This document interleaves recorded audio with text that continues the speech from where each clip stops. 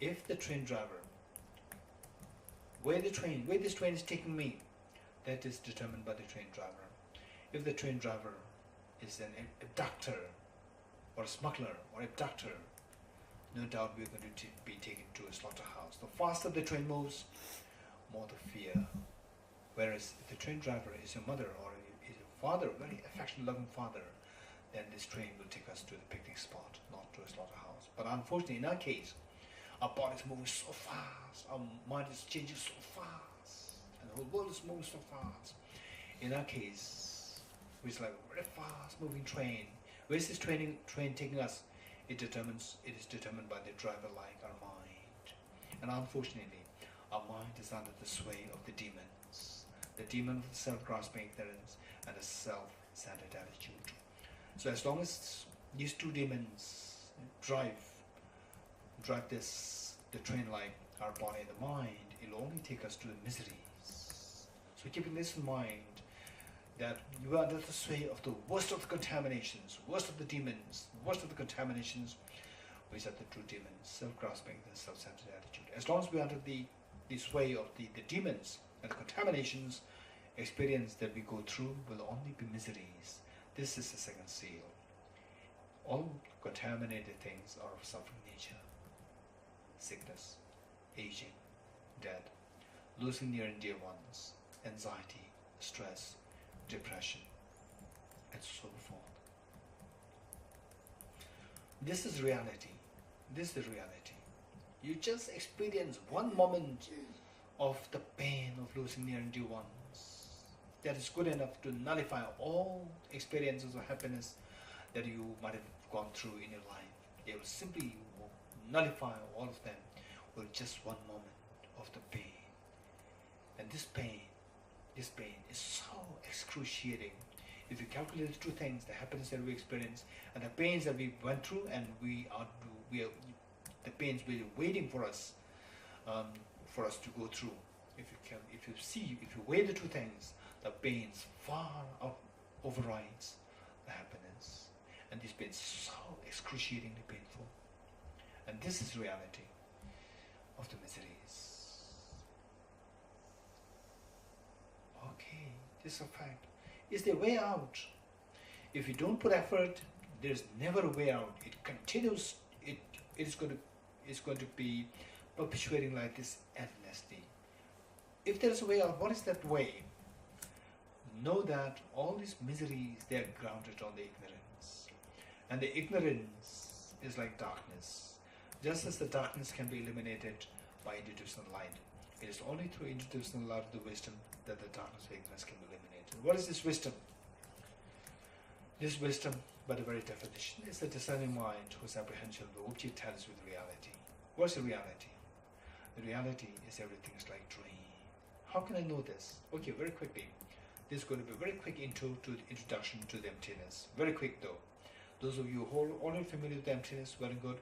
If not, this is going to be a very quick intro, and the detailed explanation will be done during the third phase of the retreat in the end of this month. Okay. Okay, think of yourself. What are you doing? I'm meditating. Are you meditating? Yes. So this person who you saw as meditating, this person, is it like a dream, or is so solidly there, as objectively there from the object, not from the subject? Of course, so solidly there. Is it not your mind contriving it, your mind imputing it? No, not at all. It's really there, so solid. Okay, this what you see as so solidly there is the person meditating. This is illusion. This is our deception. How can I know this? How can I know that this is deception? Okay, so this person seems to exist from the object, nothing from the dream like the subject. It's coming from the object. Yes, this is known as deception. How? Remember what Arjuna said. If the mirage were to be water, why not those close by the mirage see water? If the mirage were to be water, why not those close by the mirage see water? Likewise, if this person were to exist objectively, from the object, not like a dream, but from the object, why not I see this person as I go closer to his object? If this person were to be existing objectively from the object, why don't I see this person as I go closer to this object? Okay, now let us go closer to this object. Going closer to this object, we initially see that this person nothing but made of a very, on the surface, a very thin layer of the skin. Of course, I'm looking for the person, I'm not looking for the skin. This skin is not me. Just discard those things which are not you. You are looking for this self, this person meditating. From the object side, you go closer to the object and see where this person is. The skin is not you. Go inside, you see the fatty tissues. Of course, that is not me. Remove that. Still go inside, you see the muscles, the cartilages, the bones, and so forth. None of these is me. Remove them. Now you see the heart, the lungs, the liver, the intestine, the stomach, the pancreas, and so forth. None of these is me. Remove them. All these solid parts of the body, they are nothing but the element of the earth. None of the element of earth is me. Remove the element of earth. Now what is left? Element of water is left. The blood which is pumped in and out by the heart to the different parts of the body. Even that is also not me. 100% that's not me. Remove that. Element of water is also not me. Now the element of fire, the body heat. Of course, people from distance cannot see my body heat, but they can see me. So this body heat is also not me. Element of fire is also not me. Remove that. What is left now? Element of air, the air which I breathe in and out. So the air goes in and out through your lungs, and I don't go through my lungs. So the element of air is also not me. 100%. Remove that. What is that? Element of space. Our body is made of millions and trillions of atoms. And the atoms, the space between the nucleus and the electrons is far, far, far bigger than the size of the electrons, protons, and neutrons. So essentially, we're nothing but made of space. Even the space is also not me. I'm a solid person, and the space is vacuum in nature. These were contradictory. So therefore, even the space element of space is also not me. What is left now? Only the mind is left. Only the mind is left. All the physical things are all taken away. None of this is me. Only the mind is left. Even the mind is also not me, because I'm a male, I'm a female. Mind does not have a gender. Gender is posited on the basis of the physical body. 1. Number 2, people can see me. People cannot see my mind. So therefore, even the mind is also not me. Remove that. What is left now? Nothing is there. From the object side now, nothing is left there. What happened to this person? The person disappears. Okay. Remain in that experience. That person is empty now. That person is empty. Remain in that experience for a while. And the fact that we are discovering now that this person is empty from the object, the closer you go to the object, the person disappears. This is not what your mind is fabricating. This is what you are discovering. This is a fact. This is a fact that you are discovering. Just abide in this experience for a while.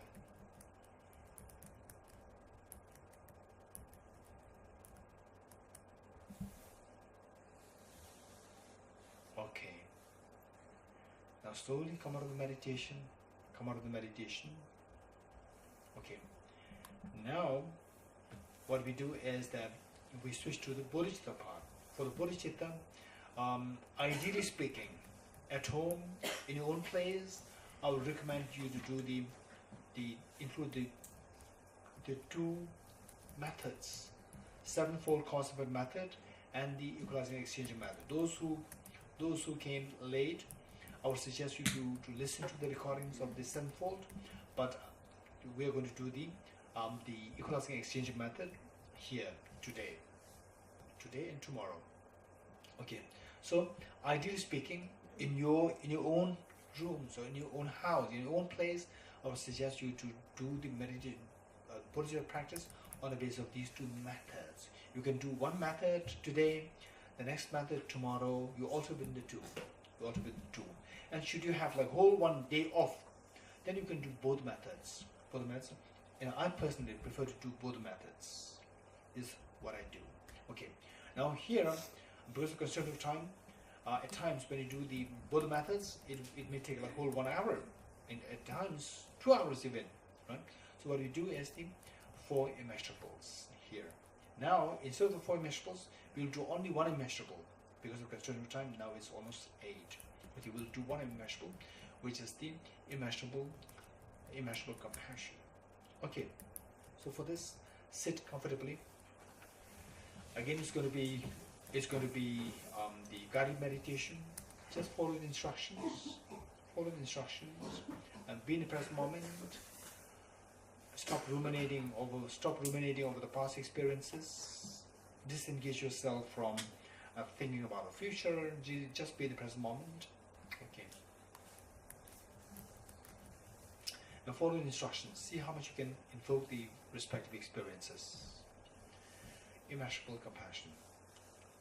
Invoke all the Buddhas and Bodhisattvas in front of you. Imagine your 2 kind parents and all the family members and all the other sentient beings around you, leaving none aside. And everyone is happily joining you, and you are leading this meditation. Immeasurable compassion. How good would it be that all my dear mother sentient beings are freed from suffering and the causes of suffering.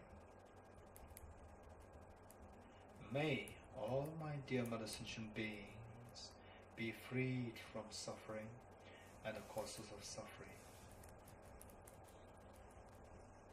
I will take the responsibility that all my dear mother sentient beings are freed from suffering and the causes of suffering. The Buddhas and Bodhisattvas, witnessing that you are making such a courageous commitment, they are intensely happy and proud of you, like a mother for the first time after all these many years, of all these 16, 17, 18 years of supporting her children. For the first time, with such hardship, for the first time, the eldest daughter or the eldest son tells mother, "Mother, please take a rest. I'll take care of my siblings. I'm already grown up now. I'll take care of all my siblings. You have done everything for us. Please take a rest now. I'll take care of you also." Disbelief. The mother could not believe her ears. Such a pleasant thing, such a wonderful thing for her to hear. Tears rolling down her cheeks, rolling down her eyes. To hear such a pleasant thing from her very loving eldest daughter, very loving eldest son.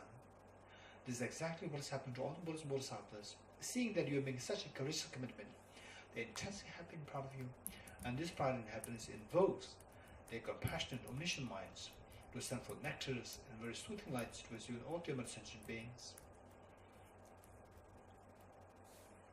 The mere touch of the lights and the nectars with the bodies beings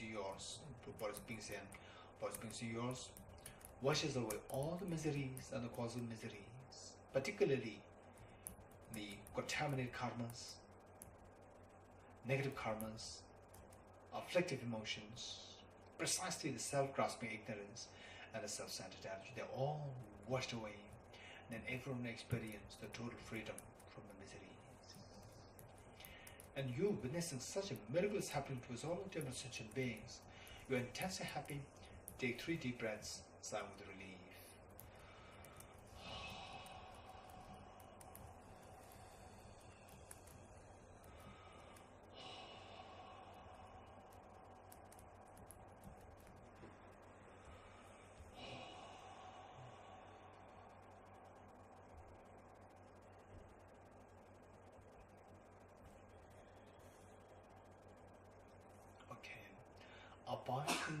Abide in this beautiful mental state of feeling of affection, closeness, compassion towards all different sentient beings. Imagine that you are just looking in the eyes of each and every different sentient beings, reassuring them that you are there and that I'm there to take care of you. And to the extent that each one of them feels themselves so special in your eyes.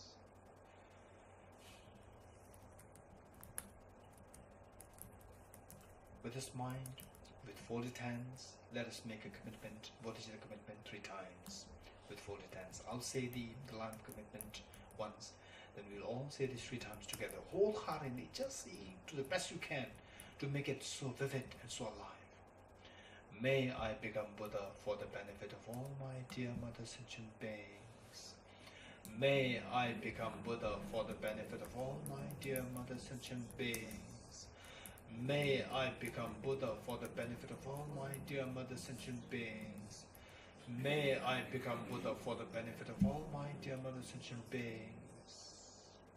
Be superficial, it doesn't matter. This is so precious, this is so precious. What seems to be so superficial at this moment, you continue doing this, enriching this with a study, reflection and contemplation, and eventually you'll see that this becomes so spontaneous, it becomes so innate, spontaneous and automatic. So this is known as the Bodhicitta, the courageous mind wishing to become Buddha for the benefit of all dear sentient beings.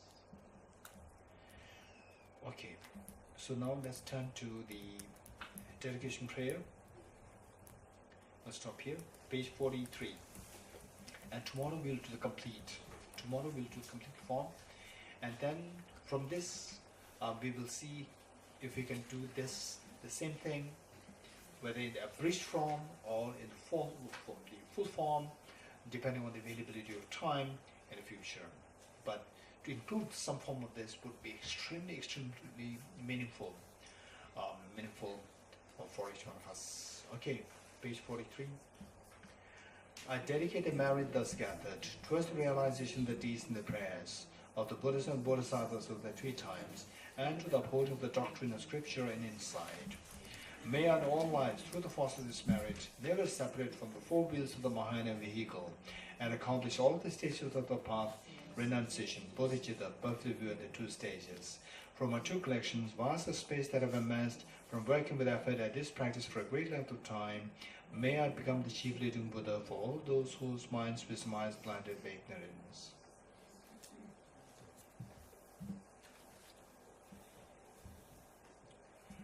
Okay, 3 prostrations.